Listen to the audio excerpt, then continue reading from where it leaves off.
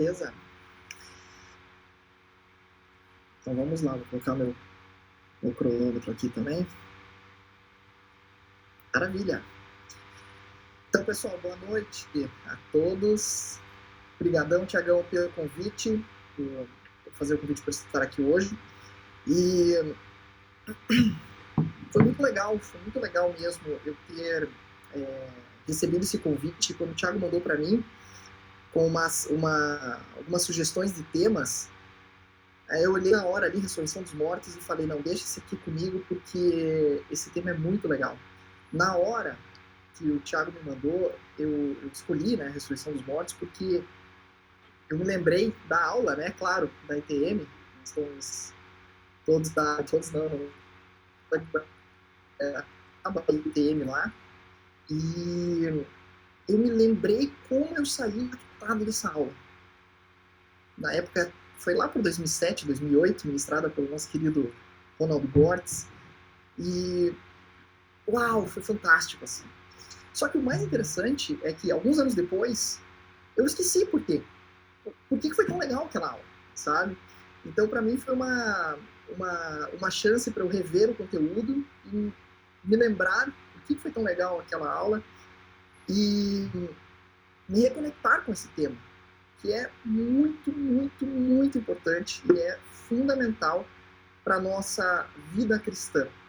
Então, a minha oração hoje é que o Espírito Santo possa realmente tocar a vida de cada um aqui e que possa impactar a vida de vocês da mesma forma ou ainda mais, né, do que a minha vida foi impactada com esta mensagem, este princípio elementar.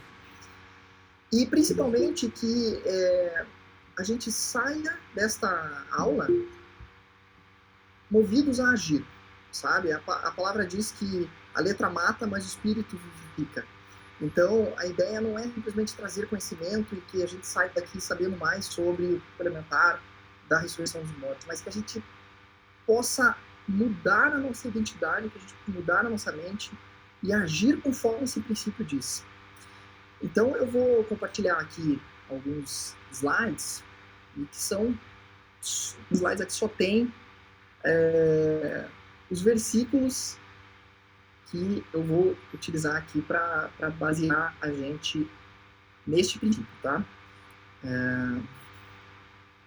Aqui, por favor, me digam se vocês estão vendo. Bem, então vamos lá. Deixa eu me ajeitar aqui na posição. Tirar o layout. Só um segundinho, pessoal, aqui. Aí, maravilha. Bom, então, primeiramente, né, por que devemos aprender sobre ressurreição dos mortos? Esse versículo aqui de Hebreus 6, 1, 2, ele é utilizado para definir quais são os princípios elementares da doutrina de Cristo, já foi trazido aqui antes, né? Então, deixando de lado os princípios elementares da doutrina de Cristo, devemos levar para o que é perfeito, não lançando de novo a base do arrependimento de obras mortas e da fé de Deus, e da imposição de mãos, da ressurreição dos mortos e do juízo eterno. Estes são então os princípios elementares da doutrina de Cristo. E quando falamos de ressurreição dos mortos, existem alguns ângulos, diversos ângulos que aborda a ressurreição dos mortos. Vou trazer aqui os principais ângulos que compõem, claro, este princípio elementar. Então, o primeiro ângulo que nós podemos entender a ressurreição dos mortos é através da ressurreição física, como um sinal, ou um prodígio, ou uma maravilha, ou um milagre. Então, são pessoas que morreram fisicamente e que, com uma oração ou com uma imposição de mãos, têm as suas vidas restabelecidas. A Bíblia tem alguns exemplos a respeito da ressurreição física. O mais conhecido está em João 11, que é a ressurreição de Lázaro. Essa passagem que que está em João 11, ela é cheia de significados. Vocês sabem qual é a situação, né? Lázaro já estava morto já fazia 4 dias, e Jesus veio e ressuscita Lázaro dentre os mortos, né? Só que Jesus, ele pede, em João 11:39, existe um significado muito importante nisso, que eu vou voltar com esse versículo lá no final, lá quando eu estiver fechando. João 11:39, disse Jesus: tirai a pedra.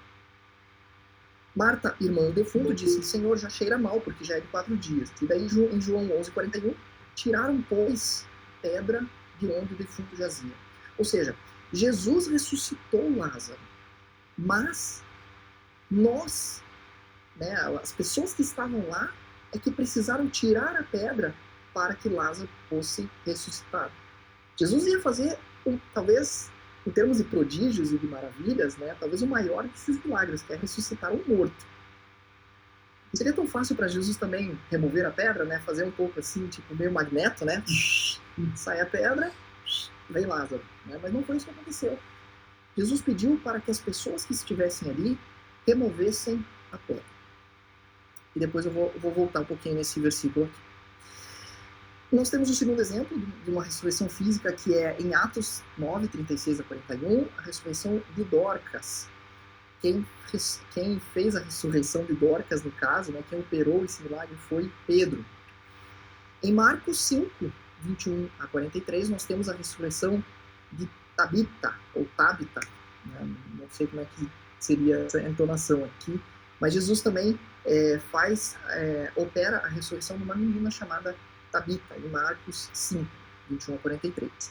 E em Atos 20, nós temos um outro exemplo de uma ressurreição, que é a ressurreição de Eutico. Não sei se vocês lembram dessa situação, mas Paulo estava fazendo uma pregação muito extensa, deve ter começado de manhã, já era quase meia-noite. Daí tinha um jovem chamado Eutico que estava apoiado, estava sentado numa janela, e ele adormeceu com a pregação de Paulo, caiu e morreu. E daí Paulo vem e ressuscita Eutico nessa situação. Então, esse é o primeiro ângulo que nós podemos entender a respeito de ressurreição dos mortos. Efetivamente, pessoas que morreram, né, e que daí, através de uma maravilha, elas ressuscitam. Bom, eu não sei quanto a vocês, mas eu nunca conheci alguém que ressurgiu dos mortos. Eu também nunca fui num velório em que um morto ressurgiu. Isso é uma coisa que aconteceu poucas vezes, e eu quero ter sentido disso, né? É uma coisa que isso não acontece, mas acontece pouco, né? Enfim, o que a gente escuta são de lugares mais longínquos, né? Continente africano, onde tem muitos sinais, prodígios, vilas e tal, algumas coisas assim acontecem.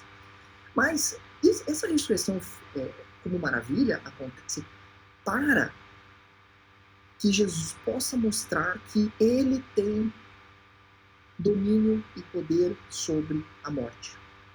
Uma coisa é Jesus falar, né? Quem crer em mim terá a vida eterna. Outra coisa é ele falar isso e mostrar que ele efetivamente tem poder sobre a morte. Então é por isso que esses milagres aconteceram, para provar que Jesus realmente tem poder sobre a morte. O segundo ângulo que nós podemos entender a respeito de ressurreição dos mortos é a ressurreição espiritual. É uma condição, né, que quando nós aceitamos a obra de Cristo, nós nos tornamos novas criaturas. Agora, criaturas espirituais. E aqui, na verdade, eu trago 3 versículos, né, Colossenses 3:1. É interessante mostrar que, nesse versículo, né, Paulo diz que, portanto, se fostes ressuscitados com Cristo no passado, buscai as coisas que são de cima, onde Cristo está assentado à destra de Deus. Colossenses 2:12. Tendo sido sepultados, nele também ressurgistes no passado, dizer assim, né? Pela fé no poder de Deus, que o ressuscitou dentre os mortos. E em Efésios 2:6, que nos ressuscitou juntamente com ele, mais uma vez no passado, e nos fez assentar nas regiões celestiais em Cristo Jesus. Ou seja, todos nós, ao aceitarmos a salvação em Jesus Cristo, nós nós somos ressuscitados. O nosso espírito, que antes era morto, ele ressuscita. É uma ressurreição espiritual. Esse é o segundo ângulo. E tem um terceiro ângulo, que é este ângulo que eu quero entrar um pouquinho mais aqui e conversar com vocês, que é uma ressurreição chamada ressurreição superior. Tem um versículo aqui que Paulo diz a respeito da ressurreição superior. E o que é essa ressurreição superior? Bom, vamos lá. 2 Pedro 3, de 13 a 14, diz o seguinte: mas nós, segundo a sua promessa, aguardamos novos céus e nova terra, nos quais habitais.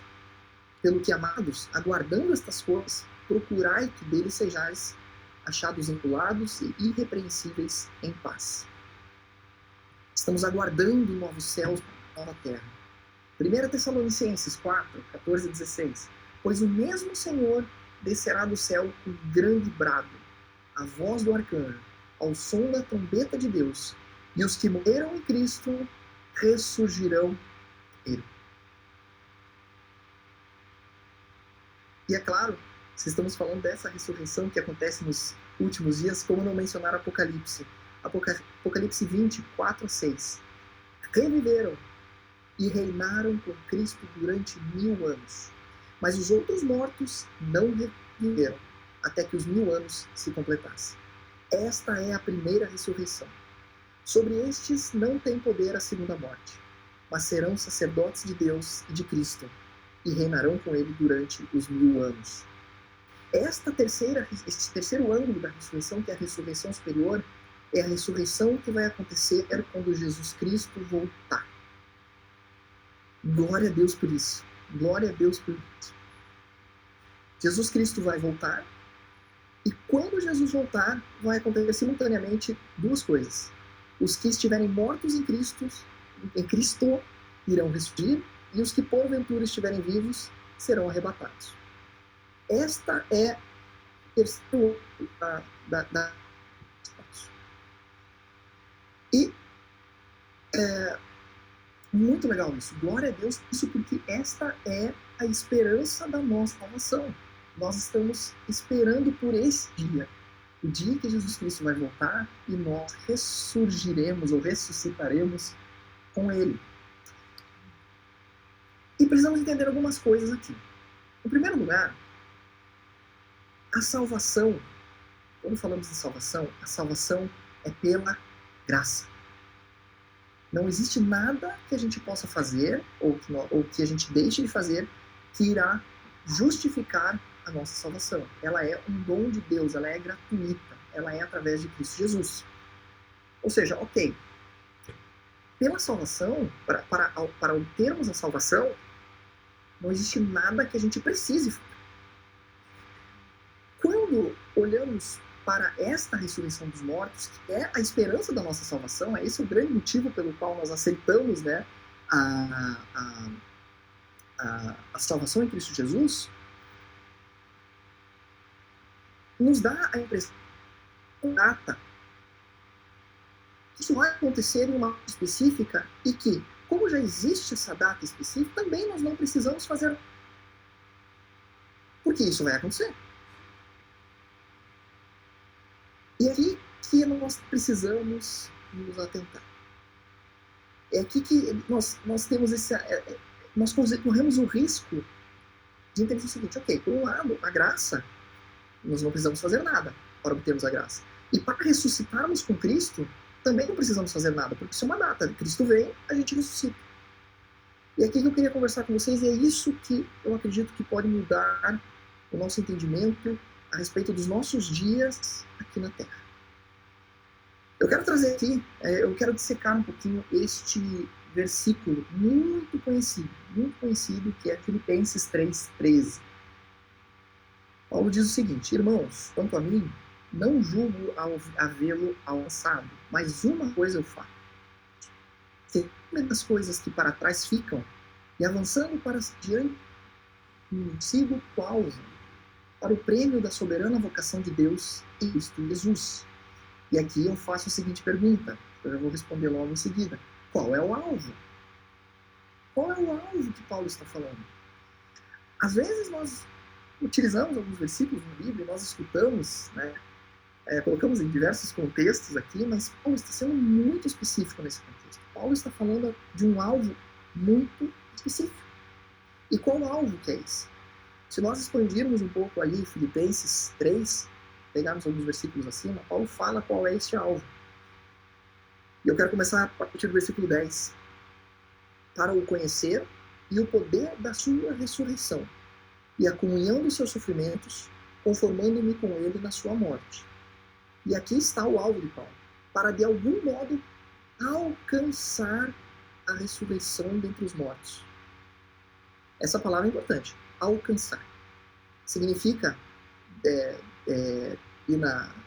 no original, significa realmente obter, alcançar, conseguir a ressurreição dentre os mortos. Interessante. Versículo 2. Olha o nó que Deus nos dá. Não que eu tenha já obtido a perfeição, mas eu vou para conquistar, olha a palavra, para conquistar aquilo para o que também foi conquistado por Cristo Jesus. Uou! Eu prossigo para conquistar aquilo para o que também foi conquistado por Cristo Jesus. O que Paulo está querendo dizer com isso? Né? E daí vem o versículo 13. Irmãos, quanto a mim não há um julgo de haver alcançado, mas uma coisa eu faço, esquecendo uma das coisas que para trás ficam, e avançando para as que diante estão, eu prossigo para o alto, para o prêmio da soberana visão. E eu quero explicar, né, ou se Deus assim permitir, se o Espírito Santo assim permitir, buscar entendimento a respeito do que Paulo está falando. Porque olha só, Paulo está dizendo que o alvo dele é de algum alcançar a ressurreição dentre os mortos. E o que Paulo está querendo dizer, né? Eu prossigo para conquistar aquilo para o que também foi conquistado por Cristo Jesus. Veja, o que conquistou, o que Cristo Jesus conquistou Paulo? Foi a mensagem da salvação.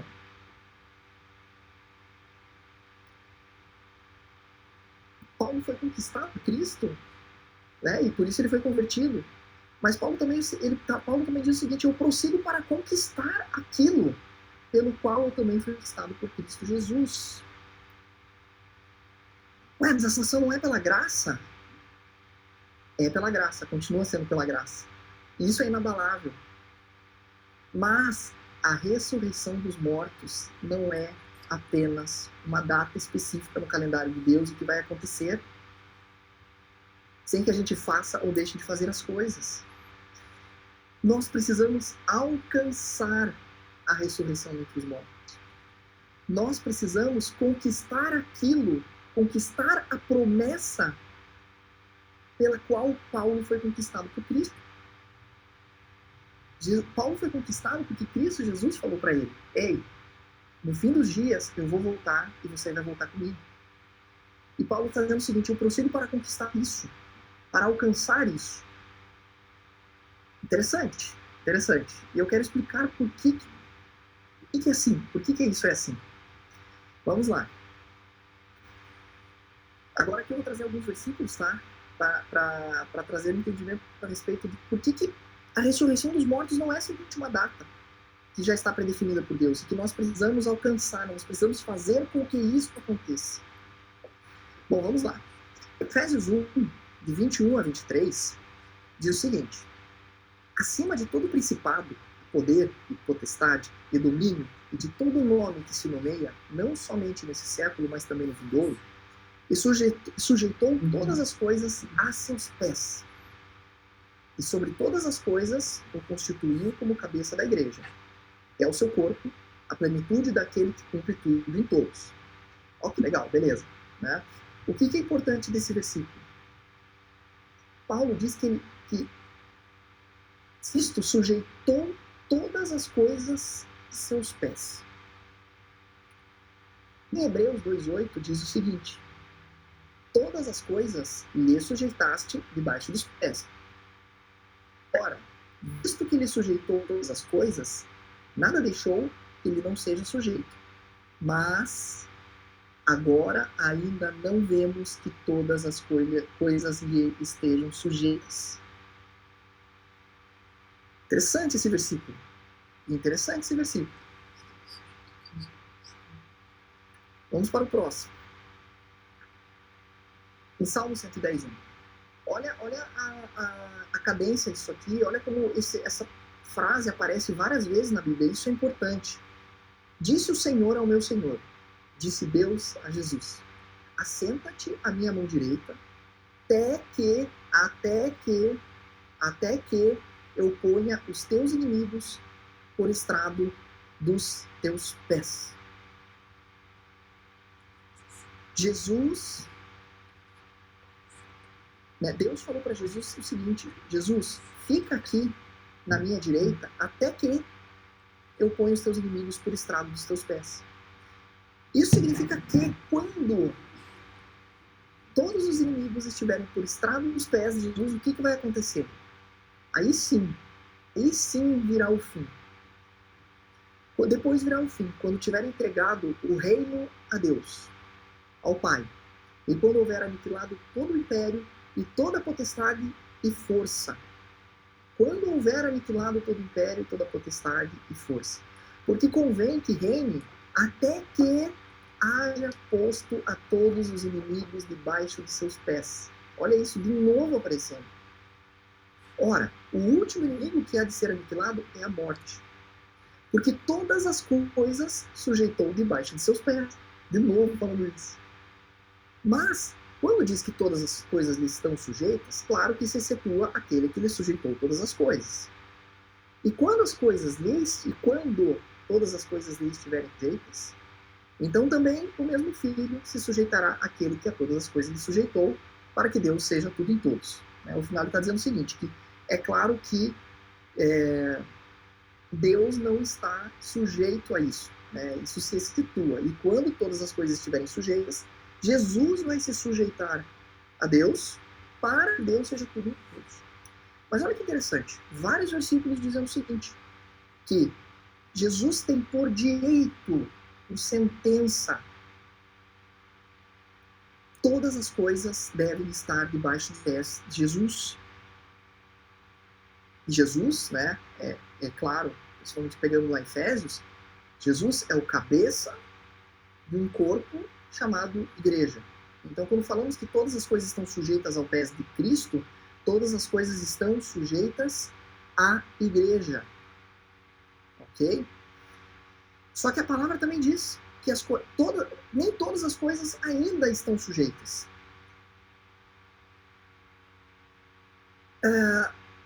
Mais uma vez aqui, mas este, havendo oferecido para sempre um único sacrifício pelos pecados, está assentado à destra de Deus.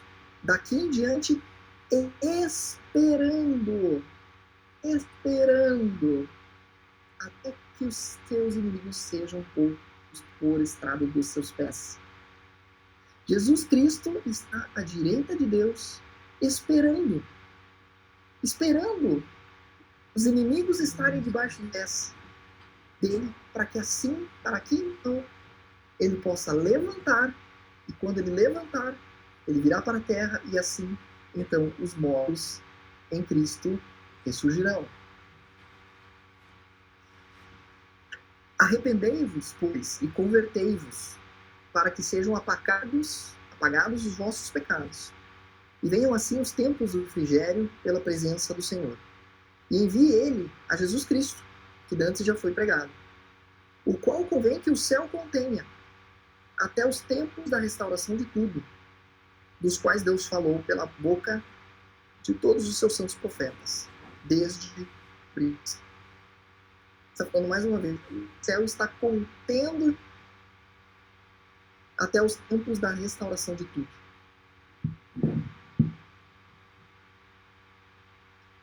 Mais uma vez, a graça,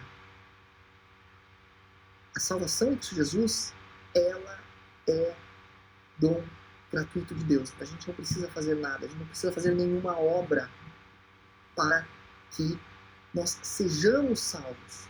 Nós temos o selo do Espírito Santo, nós temos o selo da promessa para que quando Jesus Cristo voltar, nós ressurgiremos com ele. Mas, até então, isto é uma promessa. E nós temos a certeza de que essa promessa vai se cumprir. Mas para que essa promessa se cumpra, nós temos que fazer algumas coisas.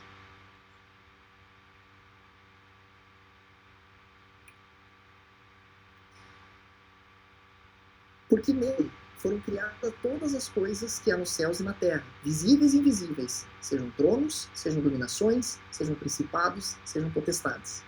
Tudo foi criado por ele e para ele. E ele é antes de todas as coisas. E todas as coisas subsistem por ele. Ele é a cabeça do corpo, da igreja. É o princípio e o primogênito dentre os mortos, para que tudo tenha a preeminência.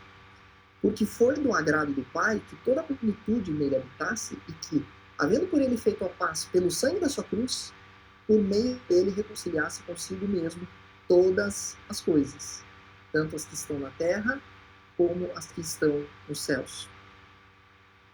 E quero trazer aqui uma analogia, porque a palavra diz que tudo que aconteceu no Antigo Testamento aconteceu como sombra das coisas que virão. Flavinho, só avisando, 10 minutinhos, tá? Beleza, já estou terminando aqui. E existe um evento fantástico, fenomenal, gigantesco, enorme que aconteceu no Antigo Testamento, que foi justamente a saída de Israel, do povo, do Egito para Canaã. E isso é uma sombra do que acontece com nós hoje, do que nós estamos passando hoje. Por quê?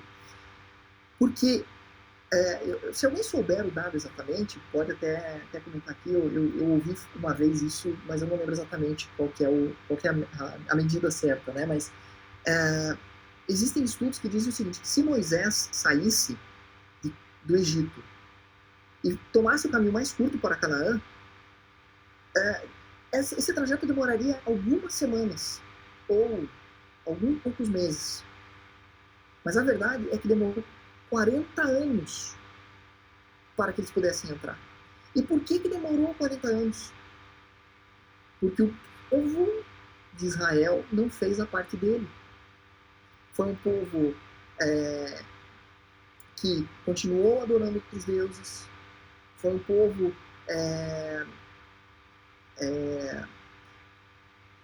na época da lei, continuava pecando, não entendia o que estava acontecendo.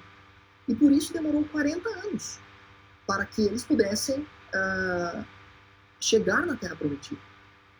E isso é uma analogia do que acontece com nós hoje. Jesus Cristo.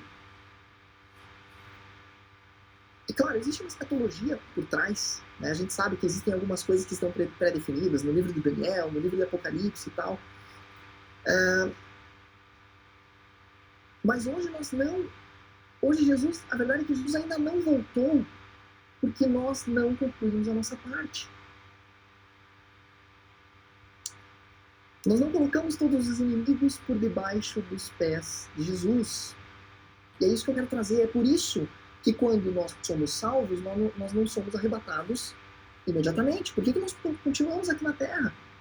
Porque nós temos uma obra para fazer. E a obra a fazer é essa.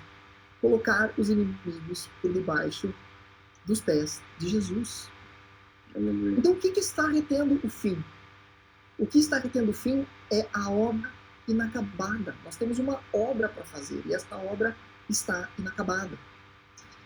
Mateus 11:12, né, já estou finalizando aqui, dizem que Mateus 11:12 é um dos versículos mais difíceis de serem interpretados da Bíblia. E eu não quero ter a audácia de trazer a interpretação desse texto, mas olha como ele se encaixa no que nós estamos falando.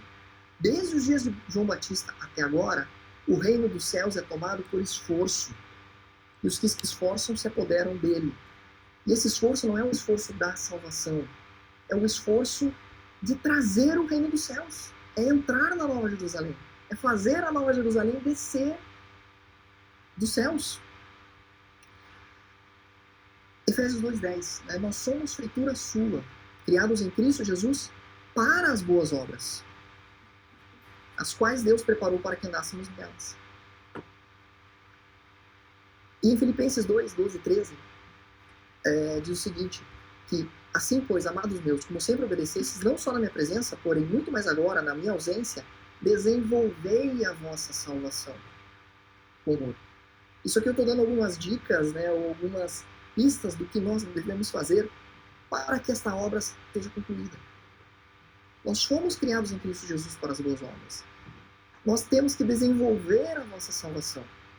Né? E em Hebreus 12:1, eu gosto muito desse versículo, que fala que por nós também, que estamos rodeados de uma tão grande nuvem de testemunhas, deixemos todo o embaraço, deixamos o pecado que de tão perto nos rodeia e corramos com paciência a carreira que nos está proposta. Ele traz aquele conceito daquela corrida por revezamento. A geração passada fez a obra dela, fez o que ela devia fazer e passou esse bastão para nós. Nós escutamos isso diversas vezes, né? E nós precisamos agora correr essa carreira que está proposta. É uma corrida isso. Não existe uma data definida para que Jesus Cristo volte. O que existe é uma linha de chegada. E é isso que a gente precisa entender. A gente precisa pegar esse bastão e correr, para que a gente possa fazer a nossa parte e que, quem sabe, pela graça de Deus, a nossa geração seja a última, mas se não for, que a gente consiga entregar para a próxima geração o bastão bem adiantado, para que a próxima geração possa pegar e ela possa correr. É por isso que é perigoso nós termos esse entendimento de que, ok, pela graça eu sou salvo, não há nada que eu possa fazer, e também a ressurreição dos mortos vai acontecer por data definida, então não existe nada que eu possa fazer. Se nós tivermos esse pensamento, nós não vamos sair do lugar. É isso que eu quero trazer, sabe? E trazendo então aqui por ultimamente, né, o versículo lá de João 11:39, quando Jesus foi ressuscitar Lázaro, e existe um significado nisso. É isso que eu quero trazer. Jesus disse: tirem a pedra. Preparem o caminho. Preparem o caminho. Tirem a pedra. Era isso que eu queria trazer, pessoal. É isso que a ressurreição dos mortos diz para as nossas vidas. Amém, gente? Amém. Valeu? Valeu. Muito legal. Valeu, gente. Nós temos ainda alguns minutos aí para comentários e perguntas. Flavinho, quer abrir para a galera participar? Vamos. E aí, pessoal? Flavinho, só um comentário do que você comentou. Eram apenas 11 dias, cara, a travessia do deserto. 11 dias, então. Pior ainda. 11 dias. Demorou 40 anos. E nós olhamos, isso que eu acho, sabe, Rafinha, nós olhamos para o povo que está saindo do Egito e nós julgamos eles até. 40 anos, o que eles fizeram? Gente, nós já estamos há 2000 anos no nosso deserto. Será que Deixa eu fazer uma... ter voltado? E aí a gente percebe no que os israelitas faziam pela essa demora, e acho que 2 pontos são gritantes aí: a desobediência e a adoração a outros deuses. E aí o que a gente percebe hoje em dia, né? Quando a gente fala de fazer a vontade do Pai, realmente a gente está inclinado a querer fazer a vontade do Pai ou querer fazer a vontade do Pai dentro da nossa vontade. Isso é uma desobediência. E adorar a outros deuses, ao dinheiro, à carreira, às nossas prioridades, ao nosso umbigo. Então é fato aí que há uma relação bem forte aí com o que aconteceu naquela época com o povo israelense. Sem dúvida. Com certeza. Sim. Muito bom. Mais alguém, pessoal, querendo fazer um comentário? Ou uma pergunta para o Flavinho? Vou deixar você em maus lençóis, né, Flávio? Vou falar um pouco de escatologia aí, né? Legal. Tirar a pedra é sensacional, né? Acho que dá para fazer uma camiseta da Skype com essa frase. Demais. Tirar a pedra. Ponto, né? A gente tá fazendo nesses steps algumas frases que são boas, né? Aquela siga o caminho estreito, né? Foi do primeiro estudo. Agora temos aí mais essa agora do tirar a pedra, para fazer umas camisetas aí legais pra gente ver. Legal, né? Flavinho, obrigado mais uma vez. Pessoal, Lembrando aí, né? Todas as quartas-feiras, convidem, né, envolva a galera. Já fiz uma... Quem puder abrir a câmera aí pra gente tirar uma fotinho da tela agora para dar um tchau geral. Abre a câmera aí pra gente... Quem não tiver descabelado de pijama na cama. Deixa eu fazer um print da tela aqui. Aí, tá legal. Aí, legal. Oi, tirei a foto da tela errada. Eita. Vou tirar e eu cortei. Cortou aí, beleza? Aí. Moçada, obrigado. Vou parar de gravar aqui. Um beijo pra vocês.